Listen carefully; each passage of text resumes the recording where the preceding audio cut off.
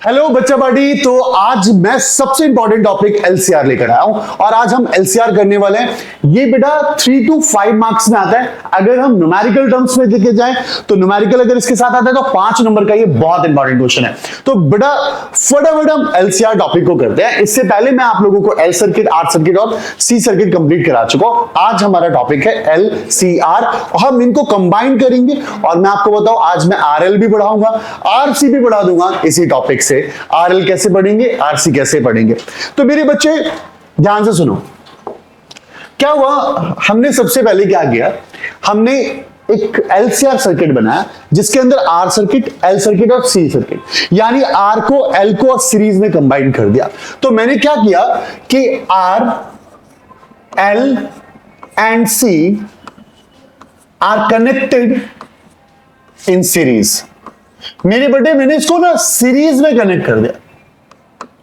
अब जब आप सीरीज में कनेक्ट करेंगे मेरा बेटू तो क्या होगा, जो आई करंट होगा वो तीनों में सेम होगा, यानी इसके अंदर जो करंट जा रहा होगा वो करंट बिल्कुल सेम पास ऑन हो रहा होगा। वही करंट आर के अंदर भी होगा, वही करंट एल के अंदर भी होगा, वही करंट हमारा सी के अंदर होगा। हमने इन इस सर्किट के अक्रॉस कितना अप्लाई किया, E equal to E naught sine omega t. मैंने इतना ईएमएफ अप्लाई किया, ये ईएमएफ अप्लाई किया। अब जब मैंने इसको अप्लाई करा किसके क्रॉस, आर के क्रॉस, एल के क्रॉस और सी के क्रॉस। सपोज कीजिए कि सलोनी, निशी और लुभांश, ये 3 मेरे बच्चे हैं।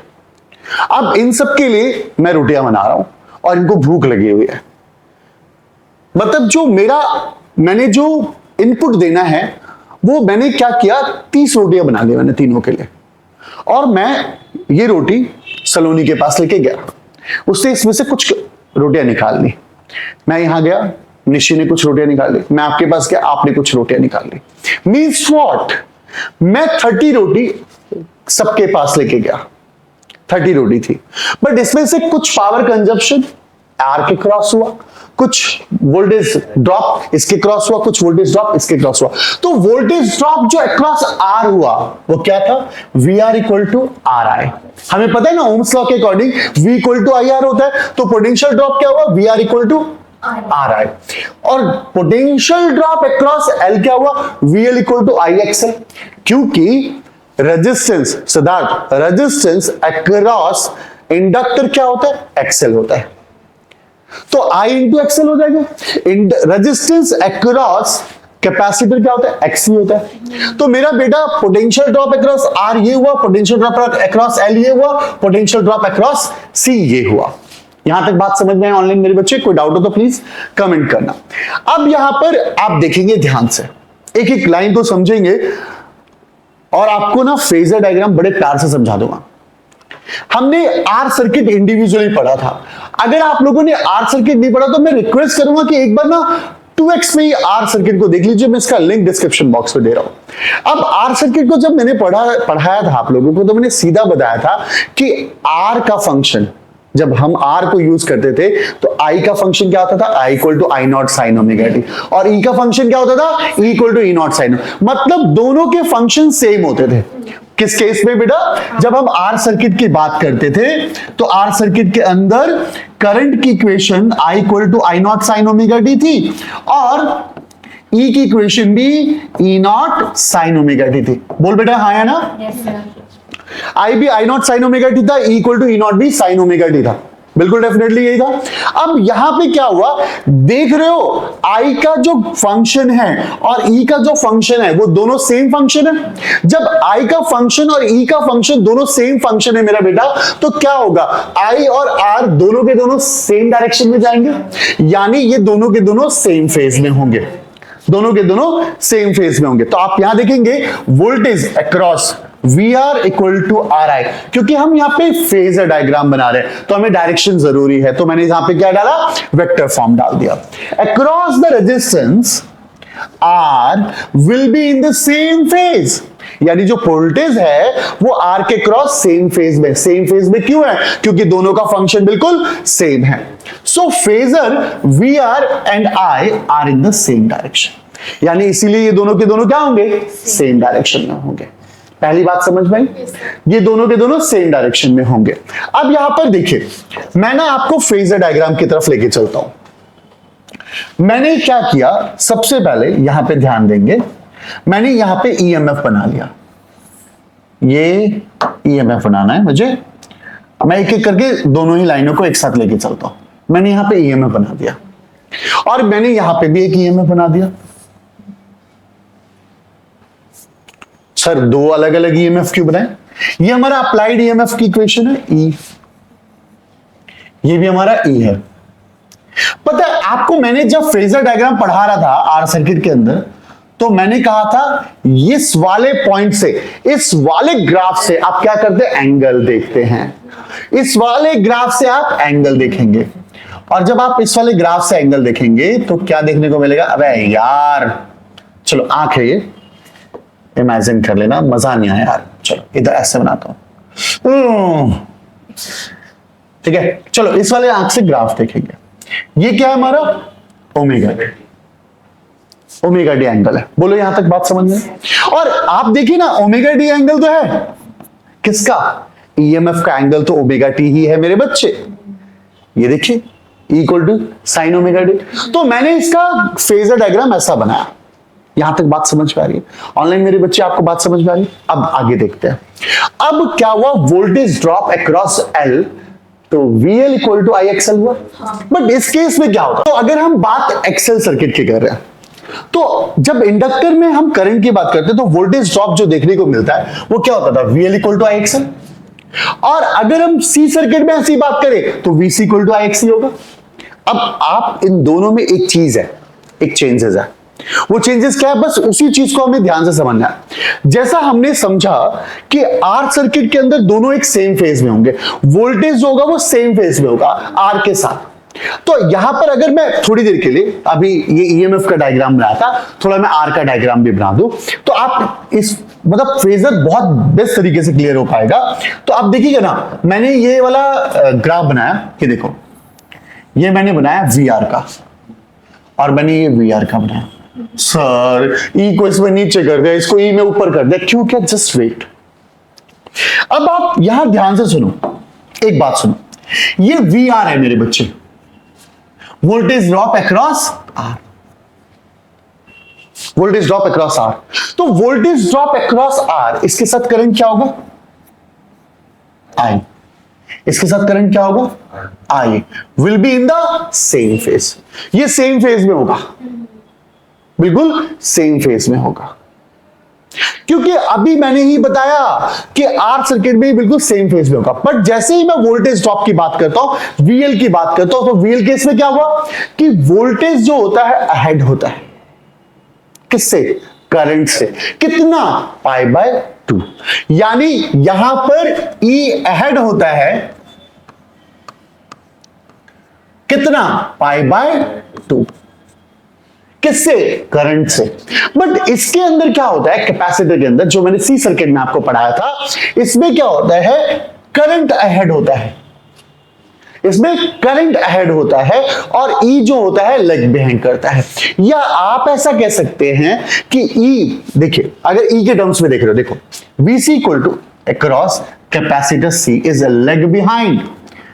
अरे यार वोल्टेज लेग बिहाइंड है तो करंट तो आगे ही होगा ना। तो यानी इस सर्किट में क्या होता है? करंट अहेड होता है। आप करंट को अहेड लिख सकते हैं, कोई इशू नहीं है। इसमें ई अहेड होता है, इसमें करंट अहेड होता है, करंट आगे आगे होता है, और ईएमएफ पीछे पीछे होता है। तो यहां पर देखो, क्या ध्यान से सुनना मेरी बात ध्यान से। अगर हम इसके फेजर पे चले, थोड़ा सा फेजर को समझने की कोशिश करते हैं। बेटा मेरा ये ईएमएफ था, ये वीआर था। आपको पता है मैंने एक शॉर्ट ट्रिक बताई थी कि जब भी आपको रिलेशंस देखने हो तो आप ये वाली आई ओपन करिएगा। शॉर्टकट ट्रिक है, याद करने का शॉर्ट ट्रिक है। वैसे तो क्लॉकवाइज एंटी क्लॉकवाइज भी लेके चलूंगा मैं, पर देसी तरीका बताता हूं, देसी तरीका जिससे हमें फेजर डायग्राम याद रहे। मैंने कहा था एंगल देखना हो तो इस आंखों से देखना, और रिलेशंस देखना हो, ये रिलेशन को देखने वाला आंख है, और ये एंगल्स को देखने वाला आंख है। तो अगर मैं बात करूं आई अब अगर मैं VL की बात करूं, सिद्धार्थ मेरी बात सुनना, potential drop across inductor, potential drop across inductor VL ahead है किससे? करंट से। Potential drop across inductor ahead है ना, पोटेंशियल आगे दिखना चाहिए, करंट। ध्यान से सुनो, मैं फेजर डायग्राम में VL इस साइड बनाऊं या इस साइड बनाऊं? सिद्धार्थ किस साइड बनाऊं? इस साइड बनाऊं, इस साइड बनाऊं? मुझे इस साइड या इस साइड? नीचे वाले साइड। निश्चित सर नीचे। क्यों? VL ऊपर जाएगा ना, क्योंकि वो अहेड है, क्योंकि मुझे यहां से वो फ्रंट में दिखना चाहिए। देसी तरीके में मैंने बताया, देखो देसी तरीका कि इधर से आपको रिलेशंस देखने हैं, इधर से रिलेशन देखना है, तो EMF मुझे पहले दिखना चाहिए, करंट बाद में दिखना चाहिए। तो यहां पे देखो क्या हुआ बेटा, मेरा एक बात सोच, ये तेरी जो लाइन है इससे 90 डिग्री, ये 90 डिग्री दिख रही है या ये इतने 90 है ना? तो बेटा मेरा ये देखना कि ये तेरा VL हो गया। अब आप इधर से अगर देखो तो VL आपको पहले दिख रहा है और I आपको पहले बाद में दिख रहा है।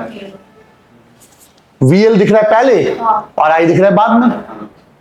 अभी मैं टेक्निकल वे में भी बताऊंगा, अभी टेक्निकल वे में भी बताऊंगा। यहां देखो, अब मुझे VC बनाना है। अच्छा चलो इसको भी बना दो जरा। ओहो, ये 90 डिग्री बन गया। अच्छा चलो, अब मुझे I के साथ VC का रिलेशन बनाना है, तो थोड़ी देर इसको बोलूंगा। I पहले दिख रहा है और ये मुझे लेग बिहाइंड करता हुआ दिख रहा है, मुझे लेग बिहाइंड करता हुआ दिख रहा है। कौन? VC। ये कौन है भाई? ये हमारा VC है। ये कौन है? VL है। ये कौन है? VC। अच्छा चलो, ये तो टेक्निकल टर्म में नहीं था, ये देसी तरीका था। अब टेक्निकल टर्म्स में आते हैं। अब टेक्निकल टर्म में आऊं अगर मैं, तो ये दोनों सेम फेज में, कोई पंगा ही नहीं है। मैंने बिल्कुल सेम सेम बनाया, मैंने बिल्कुल सेम सेम लाइन में बनाया। देखो VR और I को एक ही साथ रखा है, VR और I को मैंने एक साथ ही रखा है। बट अब देखो, अब देखना technically, so phasor of VC, phasor of VC lies π/2 radian, वो भी कैसे? Anti clockwise. किसके साथ? करंट के साथ। करंट के साथ वो एंटी क्लॉकवाइज रिलेशन है। तो करंट के साथ एंटी क्लॉकवाइज रिलेशन है, तो मैंने कहा था इस आंखों से एंगल देखना है, तो एंगल देखना है तो लो एंगल बनाओ। क्या ये एंटी क्लॉकवाइज π/2 आया? और आप कैपेसिटी को पढ़ोगे तो आपको पता चलेगा कि π/2 क्लॉकवाइज आएगा। लो टेक्निकली भी आ गया। ये देखो एंटी क्लॉकवाइज, और ये देखो क्लॉकवाइज। बट सर इन दोनों के बीच का एंगल क्या होगा? इन दोनों के बीच के एंगल को हम लोग फाई कहते हैं। थोड़ा छोटा सा लिख दूं, इसको हम लोग फाई कहते हैं। इस वाले एंगल को हम लोग फाई कहते हैं। सर ये दो अलग अलग डायग्राम क्यों बनाए? उससे पहले एक लाइन क्लियर कर दूं आप लोगों को, उससे पहले एक लाइन क्लियर कर दूं कि मेरा बेटा एम्पलीट्यूड ऑफ द VL जो होगा, V0 जो होगा, मैक्सिमम जो होगा, I0 XL, वही अकॉर्डिंग टू ओम्स लॉ, और same as it is V0C जो होगा, I0 XC होगा। डन।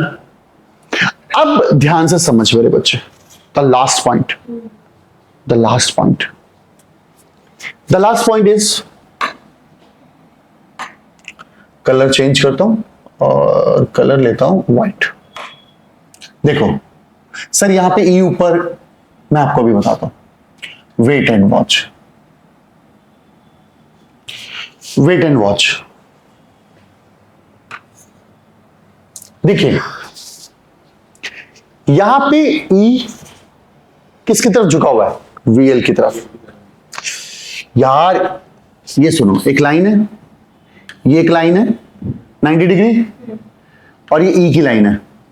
किधर किधर झुका हुआ है? इस वाली लाइन की तरफ। हाँ हाँ तो अब ये इसकी तरफ झुका हुआ है, तो जब अगर ये ई का इधर इसकी तरफ झुका होगा तो सीधी सीधी बात बताओ, ये जो होगा VL बड़ा होगा VC से। अगर इसका झुकाव ई की तरफ है तो VC बड़ा होगा VL से। आपके पास पेपर में क्वेश्चन आएगा कि फेजर डायग्राम ड्रॉ करो, या तो इसका या तो इसका। सर में स्पेशली बोलेगा, तो अब आप देखेंगे ध्यान से क्या हुआ। जब VL बड़ा है तो VC से, तो आगे देखते हैं क्या हुआ हमारा।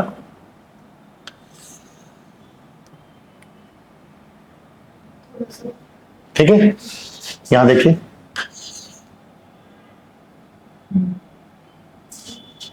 अब ये देखिए, ये जो लाइन है, ये जो लाइन है, ये लाइन क्या इंडिकेट कर रही है? ये लाइन इंडिकेट कर रही है कि V, कलर चेंज कर देता हूं थोड़ा, ये लाइन चेंज दिखा रही है हमें कि जो VL माइनस VC, बड़े में से छोटा माइनस हुआ। ये अगर line VL minus VC show कर रही है, तो क्या ये भी VL माइनस VC शो कर रही है? पैरेललोग्राम बना दिया यार मैंने। अब ये लाइन क्या शो करेगी? VC minus VL। तो ये क्या लाइन शो कर रही है? VC माइनस VL करेगा। अब क्या करो, आप इसमें से कोई सा भी एक उठा लो, आपका मन है इसमें से कोई भी एक उठा लो। अब एक ट्रायंगल बना लेता हूं, उस ट्रायंगल को ध्यान से सुनो, बस वेट, सुस्ती ना फैलाओ, इधर ध्यान दो, निशी इधर ध्यान दे। ये देख, एक परपेंडिकुलर है ये, अब यहां देख परपेंडिकुलर है, तो अब यहां पे देखना। वैसे अगर मैं जनरली बात करूं, पहले ये EMF है, ये लाइन EMF की दिख रही है, ये लाइन किसकी दिख रही है? VL माइनस VC की दिख रही है, और ये लाइन किसकी दिख रही है? VR की दिख रही है। और ये एंगल जो दिख रहा है वो फाई दिख रहा है। अब ये ट्रायंगल अगर मैं इधर बना दूं, ये ट्रायंगल मैं इधर बना दे रहा हूं, लो, ये क्या है? VL माइनस, ये क्या है? E, ये क्या है? VR। तो अकॉर्डिंग टू पाइथागोरस हम लिख सकते हैं, अकॉर्डिंग टू पाइथागोरस थ्योरम मैं लिख सकता हूं E naught equal to, E naught का square equal to V naught R का स्क्वायर प्लस V नॉट यहां V naught L minus V naught C। B2 amplitude की बात हो रही है।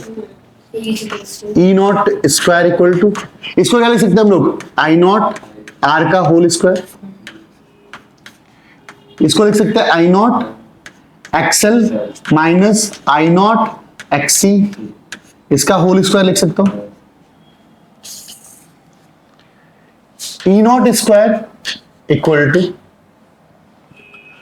I नॉट स्क्वायर कॉमन ले लो, R square plus XL minus XC का whole square. I naught square equal to E naught square upon R square plus XL minus XC का whole square. इसको यहां लिया, बेटा मेरा ये जो भी होता है वो रेजिस्टेंस होता है, वो थोड़ी देर में अभी ध्यान देंगे, पहले काम कर लेते हैं। I नॉट रूट, इधर रूट में डाल दो इसको, उस पूरी वैल्यू को, E नॉट स्क्वायर अपॉन में R स्क्वायर प्लस, मैं ड्राइव करवाऊंगा नेक्स्ट क्लास में, बिना ड्राइव कराए तुम लोगों को छोड़ूंगा नहीं मैं। I naught, E naught square से रूट हट गया, ये बचा under root R square plus XL minus XC का स्क्वायर। बेटा ये जो भी जगह होती है, ये वाली जगह, ये वाली जो जगह होती है, ये किसकी होती है? Z की। ये वाली जगह Z की होती है। Z मतलब रेजिस्टेंस, मतलब यहां पे होता है इंपीडेंस। यस, तो क्या बना? E naught equal to I naught upon में Z. Z is what? That is a impedance. Impedance. यानी सुन लो भी यहां पे E naught equal to I naught upon में, Z. या सीधा सीधा एक काम कर लो, सीधी बात करते हैं Z की। Z is Z क्या है हमारा? R square plus XL minus XC. XC का Whole square. Whole square. अगर आपसे फेज एंगल पूछ ले, फेज एंगल मतलब ये ट्रायंगल देख रहे हो, ये ट्रायंगल देख रहे हो, अगर आपका फेज एंगल पूछ ले, फेज एंगल तो देखो ये ट्रायंगल था, ये हमारा फाई है, ये जेड है क्योंकि फेज एंगल पूछेगा अभी आगे जाके। ये VL माइनस VC था, तो मैं रेजिस्टेंस की बात करूं तो मैं XL माइनस XC लिख सकता हूं, इसे मैंने R लिखा, तो cos phi perpendicular base upon है R अपॉन में Z। जब आप पावर फैक्टर लोगे तो आपको ये जरूरत पड़ेगी, इसलिए मुझे बताने की जरूरत ना पड़े। जब आप फेज एंगल निकालोगे tan phi perpendicular XL minus XC upon में R। This is the phase angle. अगर आपसे डेरिवेशन पूछे, अगर आपसे एलसीआर की डेरिवेशन पूछे तो यहां तक आपको डेरिवेशन करनी है, ठीक है, यहां पे डेरिवेशन करनी है। अब मैं आपको बताऊं, इसी टॉपिक से हम आरएल बना सकते हैं, इसी टॉपिक से हम आरसी बना सकते हैं। तो नेक्स्ट वाली वीडियो में मैं इसी टॉपिक पे आरएल बनाऊंगा, इसी टॉपिक पे आरसी बनाऊंगा। तब तक के लिए बाय बाय मेरे दोस्त। अगर एलसीआर में कोई डाउट हो तो प्लीज कमेंट करके बताना। आप सभी को राधे राधे।